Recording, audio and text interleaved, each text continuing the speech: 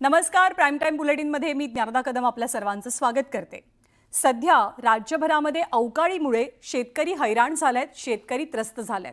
बांधाबांधावरती जाऊन नेते पाहणी करतायत आणि याच एका पाहणी दौऱ्यादरम्यान कर्जमाफीचा प्रश्न राज्याच्या कृषी मंत्र्यांना विचारला गेला. पण याच मुद्द्यावरनं कृषी मंत्र्यांनी शेतकऱ्यांना चांगलं सुनावलंय. 5-10 वर्ष कर्जमाफीची वाट पाहता तोपर्यंत कर्ज तुम्ही भरतच नाही. कर्जमाफीच्या पैशांचं काय करता असा सवाल कोकाटेंनी विचारला. या कर्जमाफीच्या पैशांची गुंतवणूक शेतीत करता का असं विचारताना ते पुढे असं म्हणाले की शेतकरी म्हणतो विम्याचे पैसे द्या, मग साखरपुडा करा आणि मग लग्न करा. नुकसानग्रस्त भागाची पाहणी करताना माणिकराव कोकाटेंनी शेतकऱ्यांना एक प्रकारे सुनावल्याचं चित्र पाहायला मिळतंय.